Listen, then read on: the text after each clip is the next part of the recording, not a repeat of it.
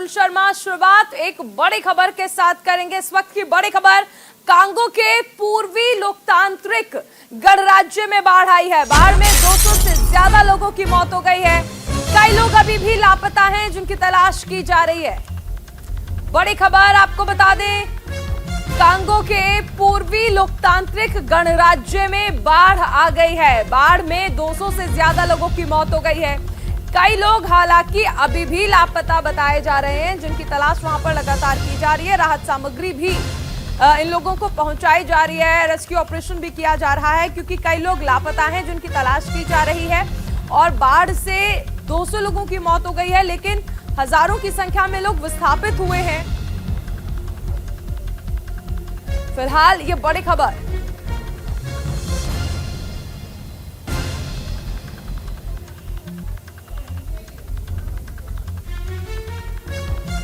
Congo के पूर्वी लोकतांत्रिक गणराज्य में बाढ़ आई है।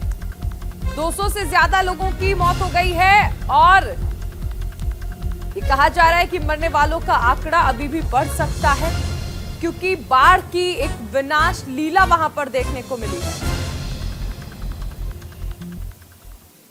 एक बड़ी खबर आपको बता दें, जापान में जलजले से तबाही मच गई है। कई घर तबाह हो गए हैं। जापान में भूकंप के 50 से ज्यादा झटके महसूस किए गए हैं। एक व्यक्ति की मौत हुई है, 20 से ज्यादा लोग घायल बताए जा रहे हैं। पश्चिमी तट इशिकावा प्रांत में यह भूकंप आया है। भूकंप की तीव्रता 6.5 मापी गई है। 12 किलोमीटर की गहराई में यह भूकंप का केंद्र रहा है। 50 से ज्यादा झटके यहां पर महसूस किए गए। एक शख्स की मौत हो गई है।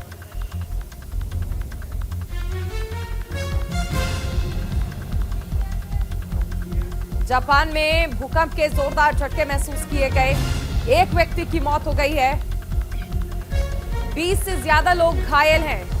यूएस जियोलॉजिकल सर्वे ने कहा कि जापान के मुख्य द्वीप होन्शु के पश्चिमी तट पर इशिकावा प्रांत में 6.2 तीव्रता का भूकंप आया है। जापान मौसम विज्ञान एजेंसी ने दूसरे भूकंप की तीव्रता 6.5 बताई है। कहा गया है कि लगभग 12 किलोमीटर की गहराई में यह भूकंप का केंद्र था।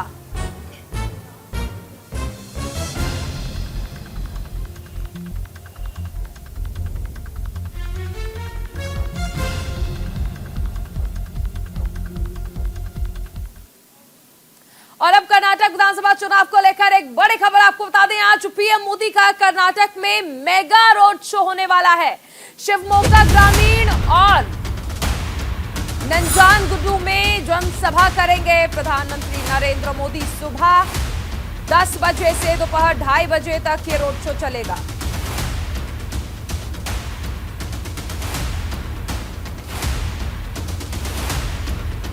शिवमोगा ग्रामीण और नंजानगुडू में जनसभा है प्रधानमंत्री नरेंद्र मोदी की। सुबह 10 बजे से दोपहर 2:30 बजे तक ये रोड शो चलेगा। 10 किलोमीटर लंबा रोड शो। 2 जनसभाओं को भी प्रधानमंत्री संबोधित करेंगे।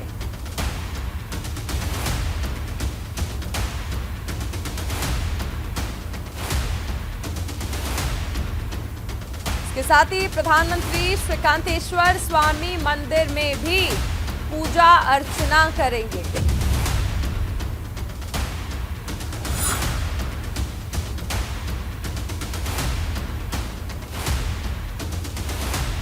तो आज पीएम मोदी रोड शो करने वाले हैं, साथ ही 2 जनसभाओं को संबोधित भी करेंगे प्रधानमंत्री। मिशन कर्नाटक पर आइए कुछ ग्राफिक्स के जरिए आपको और ज्यादा जानकारी बताते हैं कि कर्नाटक विधानसभा चुनाव 2023 किन मायनों में खास रहने वाला है। दरअसल 8 मई की शाम यहां पर चुनाव प्रचार थम जाएगा। प्रचार के अंतिम दौर में बीजेपी और कांग्रेस ने ताकत झोंक दी है। वहीं आपको बता दें कि प्रधानमंत्री नरेंद्र मोदी के हाथों में भारतीय जनता पार्टी ने पूरे चुनाव में कैंपेन की कमान दी है। पीएम मोदी आज 10 किलोमीटर लंबा रोड शो करने वाले हैं। 244 सीटों के लिए एक ही चरण में मतदान किया जाएगा, यानी 10 मई को मतदान होगा। 9,17,000 से अधिक पहली बार मतदान करने वाले मतदाता रहेंगे। 13 मई को कर्नाटक चुनाव के नतीजे घोषित हो जाएंगे। पीएम मोदी ने रोड शो को लेकर निर्णय लिए हैं। रोड शो को 2 भागों में बांटा गया है। आज ये रोड शो होने वाला है। आज कर्नाटक में नीट की परीक्षा भी होनी है। रोड शो की वजह से छात्रों को कोई परेशानी ना हो, इसका खास ख्याल रखा गया है, क्योंकि प्रधानमंत्री नरेंद्र मोदी खुद कैंपेन की कमान संभाल रहे हैं, क्योंकि कर्नाटक में चुनाव है और ऐसे में प्रधानमंत्री नरेंद्र मोदी आज 10 किलोमीटर लंबा रोड शो करने वाले हैं। मिशन कर्नाटक पर है पीएम मोदी। 10 किलोमीटर लंबा रोड शो, 2 जनसभाओं को भी संबोधित करेंगे।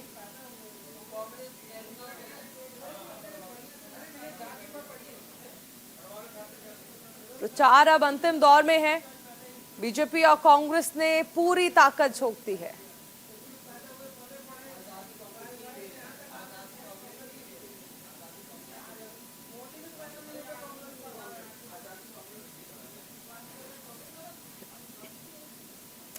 चलिए अब आपको कुछ और ग्राफिक्स के जरिए जानकारी देते हैं कर्नाटक चुनाव से जुड़ी हुई है, क्योंकि आज प्रधानमंत्री नरेंद्र मोदी रोड शो करने वाले हैं। तो कर्नाटक का आखिर क्या आंकड़ा है वो आपको बता दें। कुल सीटें यहां पर 244 हैं, वापसी का 224 है कुल सीटें कर्नाटक में। वोटिंग 10 मई को होनी है और काउंटिंग 13 मई को है। और इसीलिए आप देख सकते हैं कि किस तरह से तमाम जो पार्टियां हैं उन्होंने ताकत झोंक दी है। जो चुनावी मुद्दे क्या हैं वो आपको बता दें। बजरंग बली एक चुनावी मुद्दा हो गए हैं, क्योंकि बजरंग दल को बैन करने की बात कांग्रेस की ओर से की गई। टीपू सुल्तान और हिजाब का मुद्दा आपने देखा था कि किस तरह से उछला था, जिसके बाद मामला कोर्ट तक पहुंचा था। मुस्लिम आरक्षण भी एक मुद्दा बनाया गया है। महाराष्ट्र सीमा विवाद हमेशा से ही कर्नाटक का एक मुद्दा है। भ्रष्टाचार का मुद्दा, जिस पर कांग्रेस लगातार भारतीय जनता पार्टी को घेर रही है और कहा जाता है कि 40% कमीशन लेने की बात यहां पर कांग्रेस कहती है, जो सीधा आरोप यहां पर भारतीय जनता पार्टी पर लगाया जाता है। मुंबई कर्नाटक 50, कोरल कर्नाटक जो है कोस्टल कर्नाटक वो 21 सीटें हैं। मध्य कर्नाटक में 35 सीटें हैं। हैदराबाद कर्नाटक में 31 सीटें हैं। दक्षिण कर्नाटक में 51 सीटें हैं और बेंगलुरु में 36 सीटें हैं। ये हम आपको सीटों का आंकड़ा बता रहे हैं। कांग्रेस बीजेपी पर लगातार वार कर रही है। तुष्टीकरण, तालाबंदी और गाली कांग्रेस के चुनावी मुद्दे हैं, ऐसा प्रधानमंत्री नरेंद्र मोदी का कहना है। क्योंकि आपको याद होगा कि प्रधानमंत्री नरेंद्र मोदी के लिए कांग्रेस अध्यक्ष ने किस तरह से उनकी तुलना विषैले सांप से की थी। वहीं गृह मंत्री अमित शाह की बात करें तो कांग्रेस ने अपने घोषणा पत्र में बजरंग बली का अपमान किया है। ये गृह मंत्री अमित शाह की ओर से कहा गया है, क्योंकि कांग्रेस ने अपना जो घोषणा पत्र जारी किया उसमें कहा गया कि अगर सरकार बनती है तो बजरंग दल को बैन कर दिया जाएगा, जिसे एक मुद्दा बना रही है भारतीय जनता पार्टी। ऐसे में कांग्रेस पर वार करते हुए मुख्यमंत्री योगी आदित्यनाथ ने कहा कि कांग्रेस ने श्री राम के अस्तित्व पर सवाल उठाया था। और उसके बाद आप देखिए कि बजरंग दल को बैन करने की बात वो अपने मैनिफेस्टो में कर रहे हैं। कर्नाटक चुनाव में जिन्होंने मैनिफेस्टो उतारा। अब कर्नाटक का गणित क्या है वो हम आपको बताते हैं। 30 जिले हैं यहाँ पर। विधानसभा सीट कुल अगर हम कहें तो 224 है। कुल वोटर यहाँ पर 5.21 करोड़ है। वहीं महिला वोटर्स यहाँ पर 2.59 करोड़ हैं और पुरुष वोटर 2.62 करोड़ हैं। ये पूरा जो गणित है कर्नाटक का है। आखिर किस तरह यहाँ पर जो चुनाव होने वाले हैं उसमें महिला वोटर्स कितनी हैं, पुरुष वोटर्स कितने हैं। वहीं कांग्रेस की कर्नाटक की अगर हम बात कर लें तो 2013 के जो नतीजे थे, कांग्रेस 122 सीटों पर थी, जेडीएस 40 सीटों पर थी और बीजेपी यहां पर 40 सीटों पर थी। ये 2013 के आंकड़े हमने आपको बताए हैं कि किस तरह से जीत के बाद नतीजे जो थे वो सामने आए थे, जिसमें कांग्रेस 122 सीटों के साथ जीती थी और जेडीएस को 40 सीटें मिली थी। भारतीय जनता पार्टी को भी यहां पर 40 सीटें मिली थी, यानी कांग्रेस की सरकार थी। अब कर्नाटक विधानसभा चुनाव 2018 की अगर हम बात कर लें तो यहां पर बीजेपी को 104 सीटें मिली थी। वोट परसेंट इनका 36.35% था। कांग्रेस की बात कर ले तो कांग्रेस को 80 सीटें मिली थी और 38.14% इनका वोट शेयर था। जेडीएस को 37 सीटें मिली थी। वोट परसेंट इनका 18.3 रहा। यानी कर्नाटक की देखिए एक इतिहास भी है कि यहाँ पर हर बार जो है सरकार बदल जाती है हर 5 साल में। 2013 की अगर हम बात कर लें तो यहाँ पर कांग्रेस को 122 सीटें मिली थी, जेडीएस को 40 मिली थी और बीजेपी को भी 40 मिली थी। वोट परसेंट 36.6 था। जेडीएस का 20.2 था और बीजेपी का 19.9 वोट परसेंट था। 2013 में। चलिए इस बीच एक बड़ी खबर आपको बता दें, बीजेपी अध्यक्ष जेपी नड्डा आज मिशन कर्नाटक पर हैं और मिशन कर्नाटक से जुड़ी बड़ी खबर यह है कि वो रोड शो करेंगे और साथ ही यहां पर बैठक की जाएगी। रोड शो के जरिए जेपी नड्डा शक्ति प्रदर्शन दिखाएंगे। सुबह 11 बजे से जेपी नड्डा के रोड शो का कार्यक्रम है। शुक्रवार को जेपी नड्डा ने कोप्पल में संबोधित भी किया था। भ्रष्टाचार के मुद्दे पर कांग्रेस पर निशाना साधा था। कहा था कि आधे नेता जमानत पर हैं और आधे जेल में। कांग्रेस ने विकास कार्य पर ब्रेक लगाया।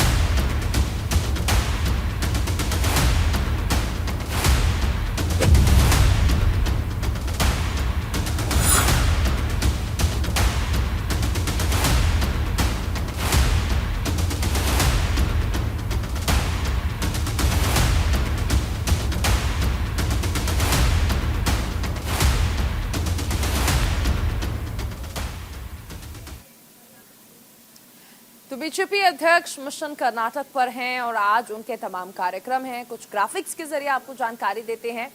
जेपी नड्डा का कार्यक्रम सुबह 11 बजे वो हेलीपैड पर उतरेंगे। सुबह 11:15 पर वो विजयनगर में रोड शो की शुरुआत करेंगे। दोपहर 1:15 पर बेल्लारी में रोड शो करेंगे। दोपहर 3:30 बजे कुदलिगी में सार्वजनिक बैठक करेंगे यहां पर बीजेपी अध्यक्ष जेपी नड्डा, क्योंकि मिशन कर्नाटक पर हैं और ऐसे में तमाम मुद्दे ऐसे हैं जिन पर लेकर वो कांग्रेस पर वार कर रहे हैं, क्योंकि कांग्रेस ने भ्रष्टाचार के मुद्दे को एक अहम मुद्दा बनाया है, जिस पर बीजेपी लगातार ये कह रही है कि कम से कम कांग्रेस को भ्रष्टाचार के मुद्दे पर सरकार को घेरने की कोई हक नहीं बनता है, क्योंकि सबसे ज्यादा जो भ्रष्टाचार हुआ वो कांग्रेस के कार्यकाल में हुआ। चलिए एक बड़ी खबर आपको बता दें, मिशन कर्नाटक में कांग्रेस ने ताकत झोंकती है। कर्नाटक के मुल्की में प्रियंका गांधी जनसभा करने वाली है। जनसभा में 50,000 लोगों के पहुंचने की संभावना है। राहुल और प्रियंका गांधी एक संयुक्त रैली भी यहां पर करने वाले हैं। तो कर्नाटक विधानसभा चुनाव को लेकर कांग्रेस ने भी ताकत झोंक दी है।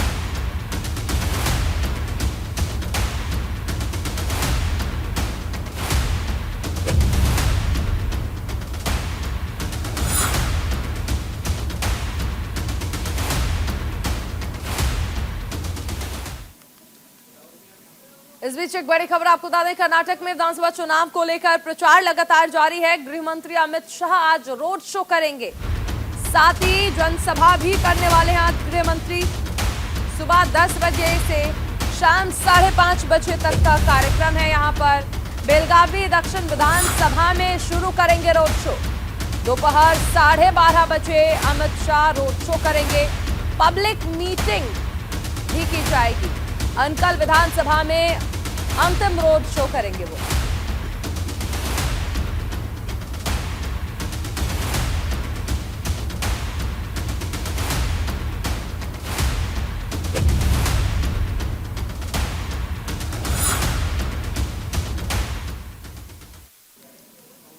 तो गृह मंत्री अमित शाह मिशन कर्नाटक पर रहेंगे। जो उनके कार्यक्रम हैं वो हम आपको बताते हैं। दरअसल सुबह 10 बजे बेलगावी दक्षिण विधानसभा में गृह मंत्री अमित शाह का एक रोड शो है। 11:50 पर श्री संगमेश्वर मंदिर में वो दर्शन पूजन करेंगे और दोपहर 12:30 बजे हंगड असेंबली में वो पब्लिक मीटिंग भी करने वाले हैं। दोपहर 3 बजे चिक्काबल्लापुर विधानसभा में एक रोड शो का कार्यक्रम भी रखा गया है। वहीं 4 बजे भी एक विधानसभा में वो रोड शो करेंगे। शाम लगभग 5:30 बजे अनकल विधानसभा में वो रोड शो करने वाले हैं, क्योंकि मिशन कर्नाटक पर हैं और ऐसे में तमाम उनके कार्यक्रम है। सुबह 10 बजे वो बेलगावी दक्षिण में एक रोड शो करने वाले हैं। तो लगातार मिशन कर्नाटक पर है। भारतीय जनता पार्टी हो या फिर हम बात कर ले कांग्रेस की, तो तमाम नेता इस वक्त मिशन कर्नाटक पर हैं। कर्नाटक विधानसभा चुनाव में सब कुछ ठीक चल रहा है और अब कुछ ही दिन बचे हैं। कर्नाटक में 10 मई को चुनाव होने हैं, जिसके नतीजे 13 मई को घोषित किए जाएंगे और इससे पहले चुनावों को लेकर सियासत तेज है। मतदाता सूची के मुताबिक कर्नाटक की 112 विधानसभा की सीटों के नतीजों को महिला शक्ति सीधे प्रभावित करने वाली, और ऐसे में इस बार सरकार बनाने में महिलाएं अहम भूमिका निभाने वाली है। इन सीटों पर महिला मतदाताओं की संख्या पुरुषों से अधिक है और इन्हीं महिला वोटर्स को अपने पाले में करने के लिए, राज सत्ता के लिए वेटिंग में चल रही कर्नाटक कांग्रेस ने अपनी स्टार प्रचारक प्रियंका गांधी को चुनावी मैदान में उतारा है, जो कर्नाटक के रण में कड़ी मेहनत कर रही हैं।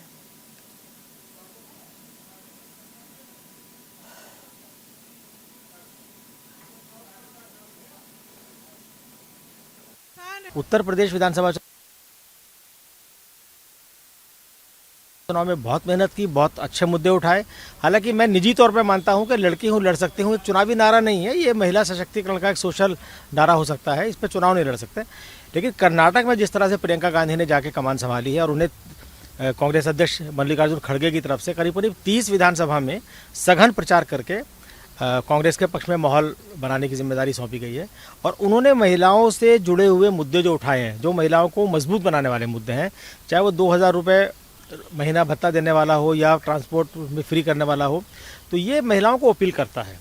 और ख़ासकर उन महिलाओं को जिन्हें अपने काम काज से बाहर जाना पड़ता है, अगर उन्हें आप ट्रांसपोर्ट फ्री कर देंगे तो कम से कम मान कर चलिए कि साहब एक दिन में 100 रुपये की बचत, तो एक महिलाओं के लिए बहुत बड़ा सम्मान है और बहुत उनका फ़ायदा है। ये दिल्ली से उन्होंने आइडिया लिया है, दिल्ली में जब से केजरीवाल ने किया है तो महिलाओं काफ़ी खुश हैं। और हर चुनाव में महिला वोटर एक बहुत बड़ा टारगेट ऑडियंस पॉलिटिकल पार्टी के लिए होती हैं।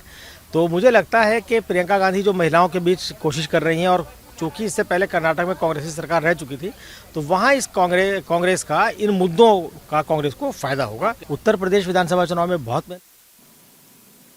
चलिए, इस बीच एक बड़ी खबर आपको बता दें। यूपी निकाय चुनाव को लेकर ये प्रचार प्रसार जो है वो लगातार किया जा रहा है। सीएम योगी आज कई जनसभाएं करने वाले हैं। अलीगढ़, बदायूं, शाहजहांपुर और बरेली में जनसभा करेंगे सीएम योगी आदित्यनाथ। जनसभा के जरिए विपक्षियों पर निशाना साधेंगे। मेयर समेत प्रत्याशियों के लिए वोट अपील भी करने वाले हैं सीएम योगी आदित्यनाथ। निकाय चुनाव देखिए उत्तर प्रदेश में चल रहे हैं। पहला चरण 4 तारीख को था, 11 तारीख को दूसरे चरण का मतदान होना है। और ऐसे में सीएम योगी कई जगह पर जनसभाएं कर रहे हैं।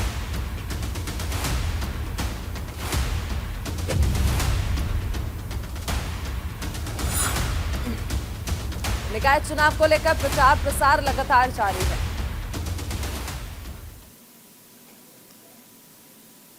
तो उत्तर प्रदेश में निकाय चुनाव को लेकर अब दूसरे चरण का मतदान होना है। ग्राफिक्स के जरिए आपको बताते हैं कि सीएम योगी किस तरह से प्रचार प्रसार में जुट गए हैं। सीएम योगी की आज कई जनसभाएं हैं। अलीगढ़, बदायूं, शाहजहांपुर और बरेली में जनसभा करेंगे और प्रत्याशियों के समर्थन में जनसभा को संबोधित करेंगे सीएम योगी आदित्यनाथ। सीएम योगी सुबह 11:25 पर अलीगढ़ में जनसभा करेंगे, दोपहर 12:55 पर बदायूं में जनसभा करेंगे और दोपहर 2:25 पर शाहजहांपुर में जनसभा करेंगे। दोपहर 3:50 पर बरेली में एक जनसभा को भी संबोधित करेंगे, क्योंकि मुख्यमंत्री योगी आदित्यनाथ आज अलीगढ़ भी जा रहे हैं। पहले चरण का मतदान नगर निकाय चुनाव को लेकर हो चुका है 4 तारीख को। अब दूसरे चरण का मतदान जो है वो 11 तारीख को है, नतीजे 13 को आएंगे। और ऐसे में मुख्यमंत्री योगी आदित्यनाथ ने उत्तर प्रदेश में चुनाव में कैंपेनिंग की कमान संभाली हुई है। वो लगातार जनसभाएं भी कर रहे हैं।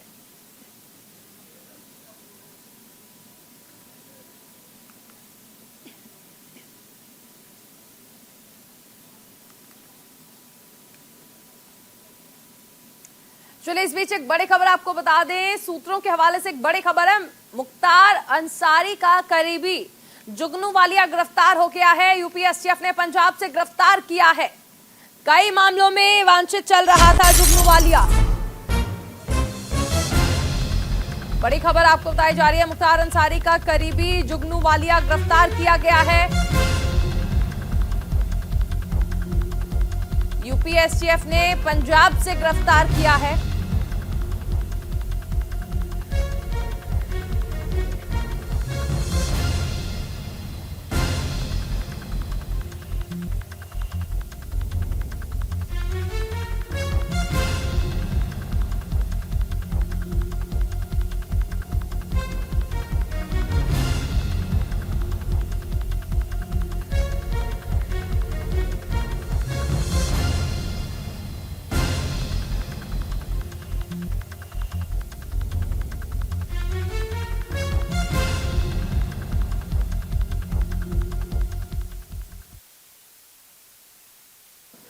चलिए, इस बीच मणिपुर से एक बड़ी खबर आपको बता दें, जहां पर आज कर्फ्यू से राहत मिली है। सुबह 7 बजे से 10 बजे तक की ढील दी गई है। सीएम एन बीरेन सिंह ने इस बात की जानकारी दी है। कर्फ्यू में आंशिक रूप से ढील दी गई है। मणिपुर से ये बड़ी खबर आपको बताई जा रही है। चुराचांदपुर में आज कर्फ्यू से राहत मिली है। 7 बजे से 10 बजे तक की ढील दी गई है। सीएम एन बीरेन सिंह ने ये जानकारी दी है। कर्फ्यू में आंशिक रूप से ढील दी गई है। कानून व्यवस्था की स्थिति में दरअसल सुधार हुआ है। बीते 4 दिन से तनाव और हिंसक माहौल के बीच मणिपुर में आज का दिन कुछ राहत देने वाला है। मणिपुर के चुराचांदपुर जिले में कर्फ्यू से फिलहाल ढील दी जा रही है। सुबह 7 बजे से 10 बजे के बीच ये ढील दी गई है। सीएम एन बीरेन सिंह ने कहा कि चुराचांदपुर जिले में कानून और व्यवस्था की स्थिति में सुधार के साथ राज्य सरकार और विभिन्न हितधारकों के बीच बातचीत के बाद मुझे बताते हुए खुशी हो रही है कि कर्फ्यू में आंशिक रूप से ढील दी जाएगी।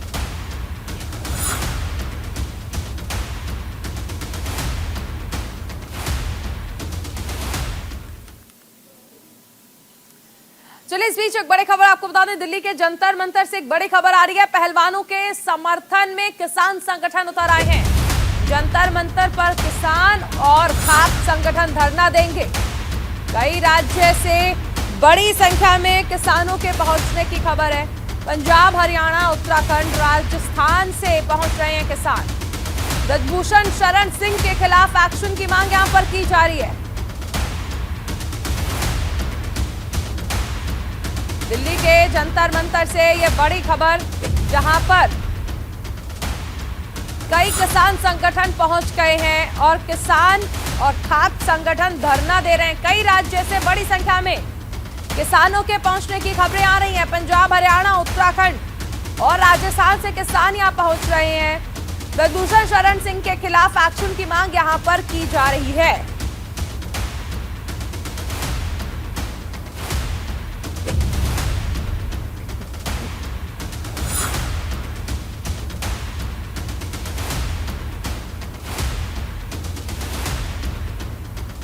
तो जंतर मंतर पर आज एक महापंचायत का ऐलान भी किया गया है।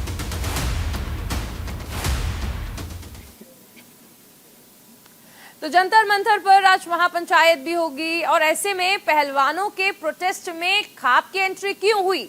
पहलवानों के प्रदर्शन की किसान आंदोलन से तुलना की जाने लगी और बड़ी वजह धनखड़ खाप के चीफ ओम प्रकाश धनखड़ के बयान से है कि अगर सरकार हमारी बेटियों को इंसाफ दिलाने में फेल रहती है तो हम हरियाणा, यूपी, राजस्थान और दूसरे राज्य में दूसरे हिस्सों में हाईवे को ब्लॉक कर देंगे।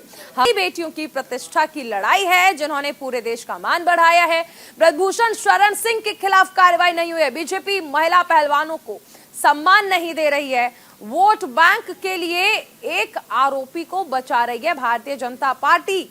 दिल्ली में अलग अलग राज्य की सभी खाप की बैठक होगी।